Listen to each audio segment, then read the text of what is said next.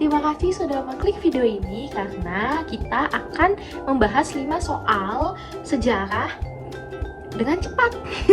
Nanti kayak gue bacain kayak 1, 2, 3, 4, 5. Kalian bisa cepetan jawab apa enggak. Ini video yang gue ngeteknya di satu waktu yang sama kan tadi. Yang pertama kayak kenapa kok gue bisa stay di sini gitu kan, kayak kenapa gue bisa pindah kamar. Terus yang kedua tentang child free atau punya anak enggak kayak gitu-gitulah ya, sampai akhirnya ke video yang ketiga ini. Oke, kita mulai yang pertama ya. Ini gue bacain, ayo nanti siapa yang bisa cepet jawabnya. Peristiwa G30 SPKI menimbulkan berbagai pendapat mengenai siapa ya yang menjadi dalang gerakan tersebut. Dengan demikian, peristiwa G30 SPKI dapat dikategorikan sebagai apa guys? A. Hard fact. B. Fakta sosial, udah kayak sosiologi. C. Anakronis. D. Soft fact. E. Fakta mental ya kan. Nomor 1, ayo jawabannya apa? 1, 2, 3, 4, 5. Yang mana? Ini cuma antara yang hard fact sama soft fact aja.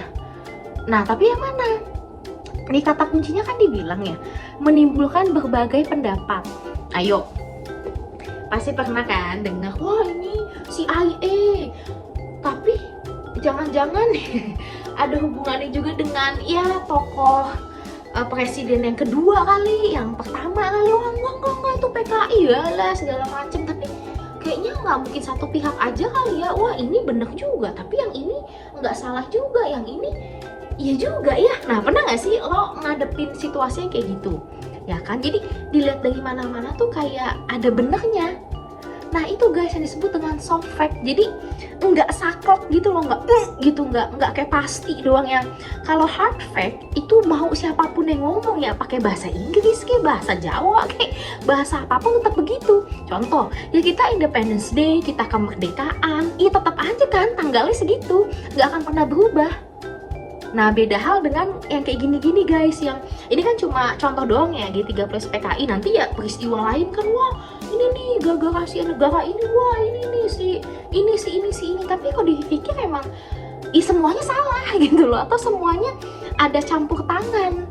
Makanya jadi menimbulkan berbagai pendapat. Itu disebut dengan fakta lunak. Oke, berarti soft fact jawabannya yang D ya. Lanjut kita ke nomor 2. Arti penting penguasaan Selat Malaka oleh Kerajaan Sriwijaya adalah A. Mengikut sertakan rakyat Sriwijaya terjun ke bidang maritim. B. Memperkuat armada lautnya. C. Menguasai Selat Malaka, berarti dapat menguasai Semenanjung Malaya. D. Menguasai gerak pelayaran dan perniagaan dunia. E. Memperbesar kemakmuran rakyat Sriwijaya. 1, 2, 3, 4, 5. Kecepatan gak sih? Ayo guys, ada yang dalam waktu 5 detik bisa jawab soal ini gak? Nah jawabannya gini, cerita ya. Kan Sriwijaya itu di Sumatera. Ya kalau ditanya, ini titik lokasi kastilnya gitu, ya memang belum pasti banget. Cuma kan di antara ya Palembang, mana tuh Riau, situ-situ lah ya. Jadi ya memang kalau dilihat di peta itu kan dia gitu ya, dekat banget sama si Malaka ya kan. Terus mana ya, ini dah. Ini kan si Sumatera ya kan, ini kan ke sana-sana nih ada India, sanaan lagi ada siapa, ada Persia lah, ada Arab lah, segala macem yang timur tengah kan. Nah dulu itu kan kagak ada pesawat guys, jadi dia lewat tuh nyet. Nah terus tadi masuk gitu, dia lewatlah ke Selat Malaka. Makanya ini tuh jadi perniagaan dunia gitu, yang ya kayak orang rest area lah gitu kan, berlayar udah jauh, gue istirahat dulu nah di situ kan jadi bisa saling jualan gitu kan, jual beli gitu. Terus ada bea cukai kan, kayak orang numpang istirahat dulu, numpang naro kapal atau apa, masa sih main gratis aja kan, nggak mungkin kan gitu. Makanya kalau bisa menguasai titik itu, ya dia bakalan makmur gitu, kayak ini lewat, yang sini ke sini, yang ini ke sini begitu. Ya, jadi memang kata kuncinya dia menguasai pelayaran dunia. Ya kayak sekarang kita lihat deh, Singapura itu kan juga posisinya memang di situ kan, dekat sama si Selat Malaka kan. Ya dia kan jadi ya salah satu apa ya, daerah yang bener-bener wah nih potensial nih gitu. Berarti nomor 2 apa? Tadi ya jawabannya yang D. Lanjut, kita ke nomor 3. Pada Desember 1939, Kongres GAPI, Gabungan Politik Indonesia, lebih mempertegas lagi tujuannya gerakannya itu berupa apa? A. Indonesia berpolitik bebas aktif. B. Indonesia melakukan politik bertetangga baik.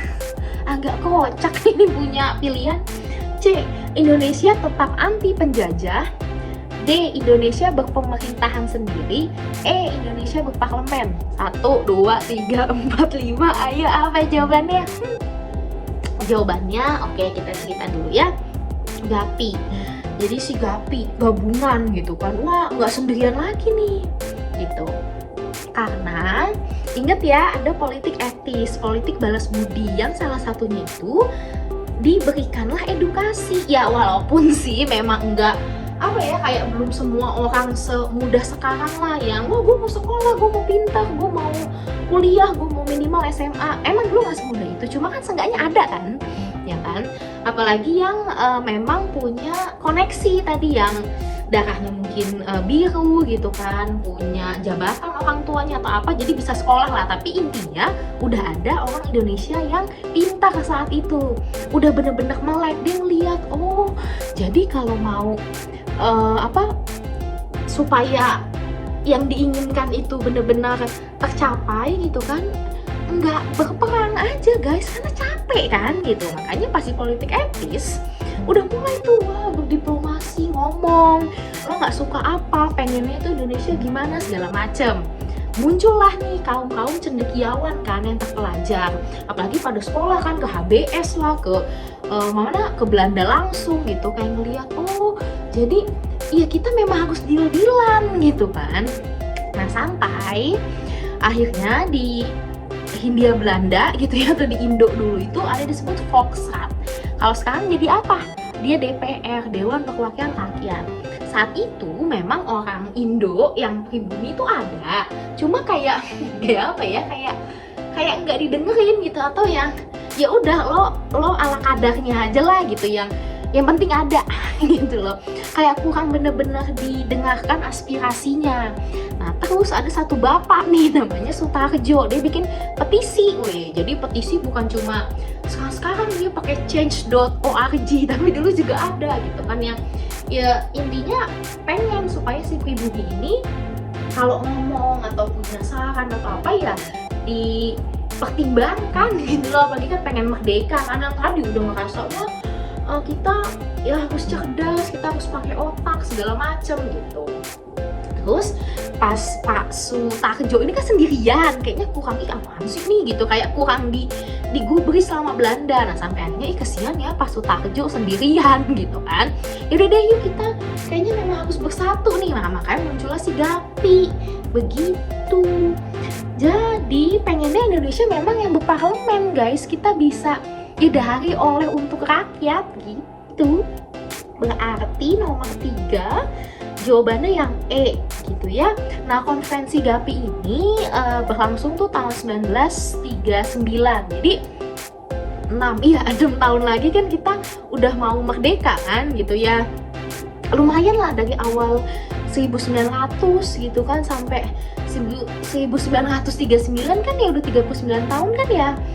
Ya emang udah banyak gitu yang mulai wah kita harus belajar, kita harus bisa menyampaikan apa yang kita inginkan gitu.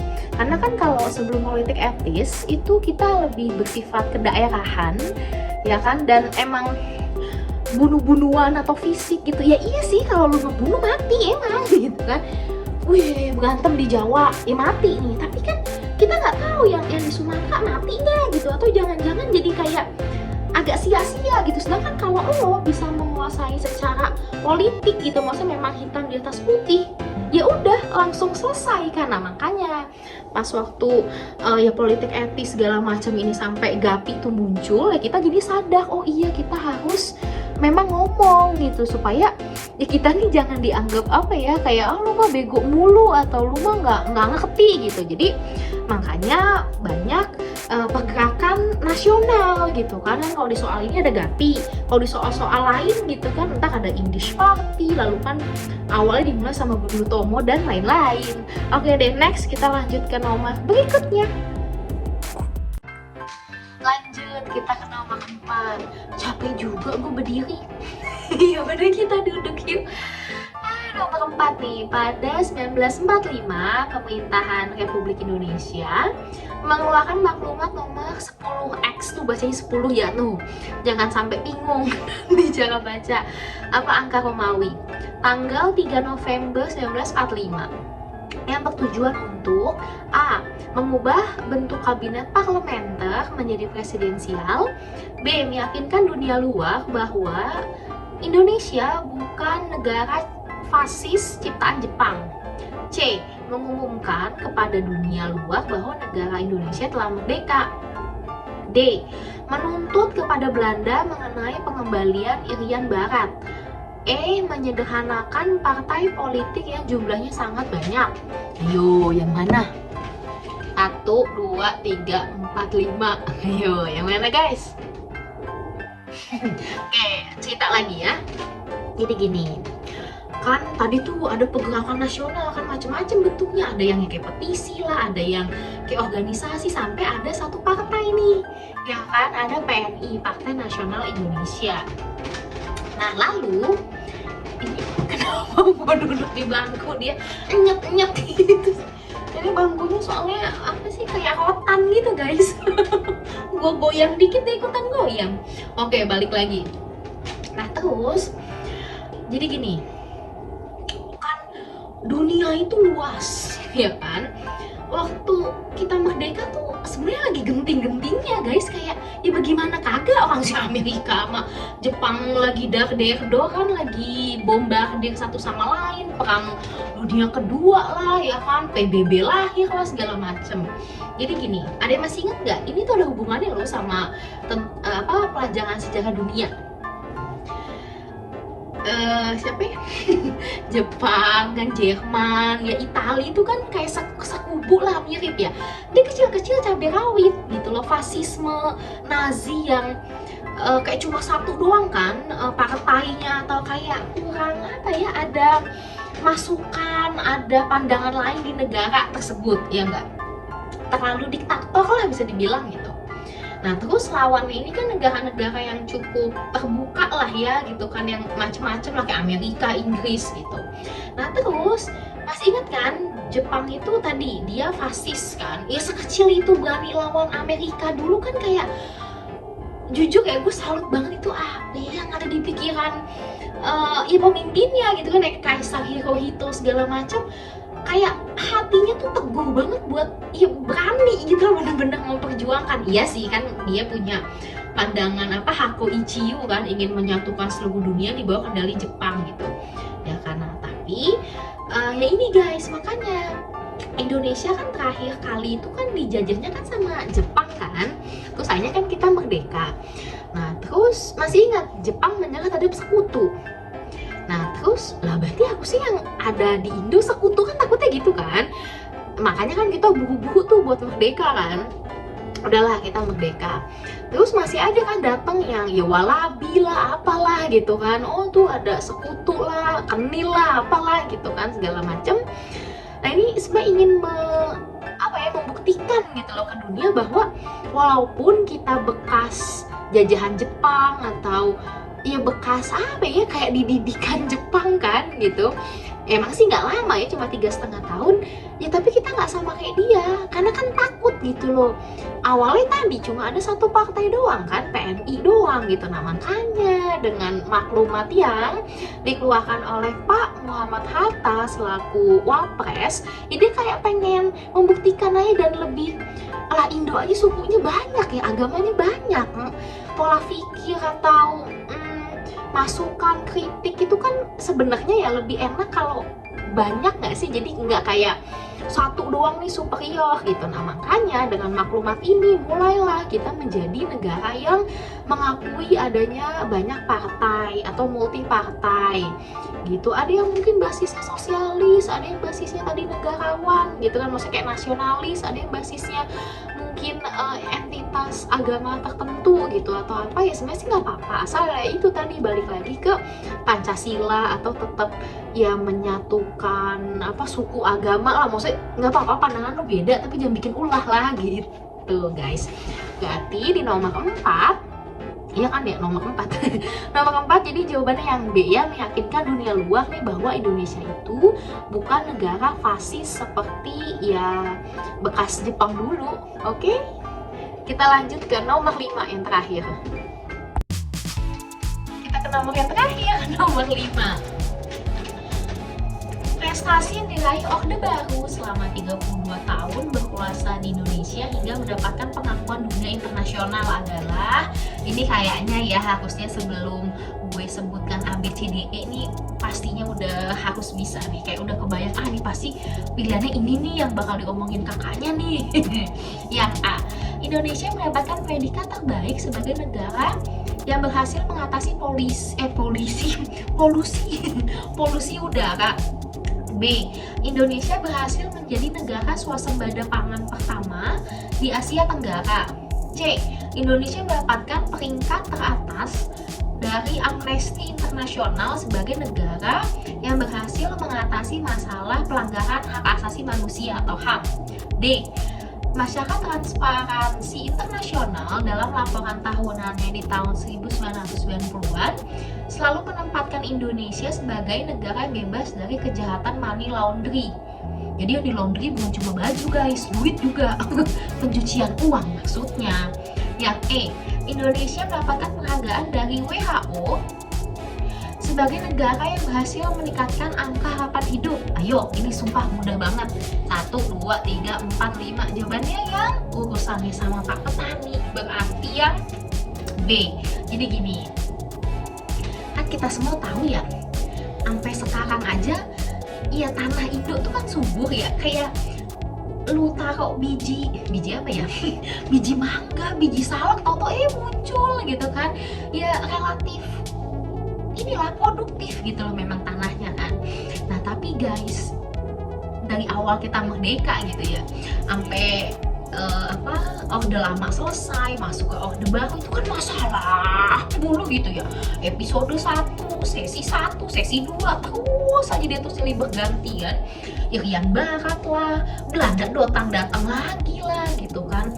Waktu itu masalah Jepang kan sempet datang waktu itu kan yang tahun 70-an itu 71 sekian yang wah ini kok banyak barang Jepang dia lu rusuh lagi kan. Jadi kayak ada aja mulu gitu loh masalahnya kan. Ya PKI apalagi lah nggak usah ditanya gitu.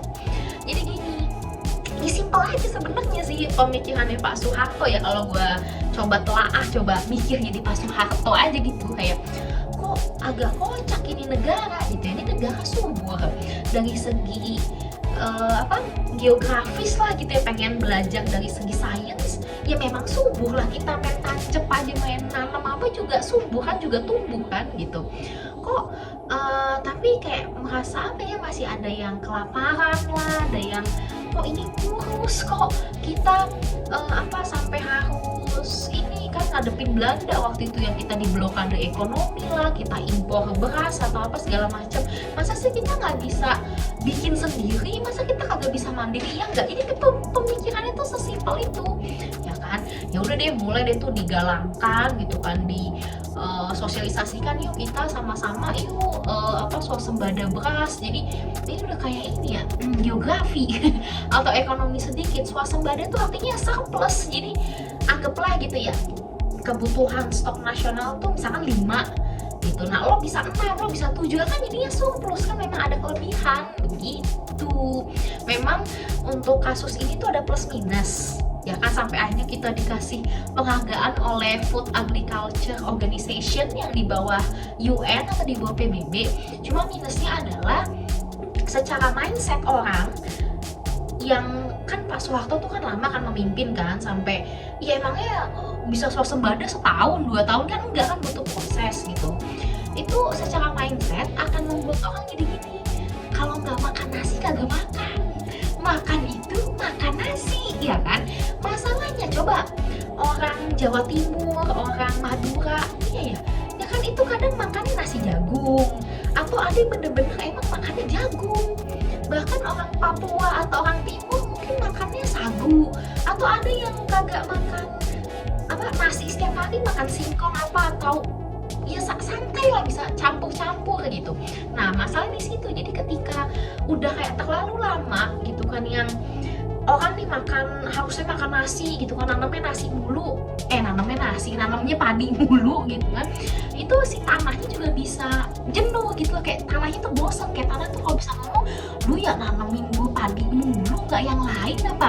Nah itu baru berasa nanti di dekade-dekade berikutnya. Jadi gini, satu, manusia tambah banyak, kan jadi bingung nih, ini manusia mau dikasih makan dengan nanam, maksudnya tanah-tanah itu tetap menjadi lahan pertanian, atau kita ubah supaya manusianya ini tuh ya tinggal nih di rumah, di apartemen, atau jadi hotel, atau apa segala macem gitu. Nah terus tadi dari segi mindset, nah iya ya orangnya makin banyak, tapi orang kalau kagak makan nasi gimana, ngerti nggak? Jadi ya itu memang baru berasa bahwa nanti ya tanahnya itu akan jenuh, terus tergerus juga sama industri, jadi kayak serba salah gitu loh guys, bingung gitu. Cuma memang waktu saat itu terjadi ya itu kita wajib mengapresiasi, itu kan seperti ya penghargaan, kayak lo bisa lo gitu kan, yang awalnya agak susah, awalnya kelaparan lah, awalnya sampai di blokade ekonomi kan sama Belanda, yang datang lagi segala macam, lo bisa boom gitu ya.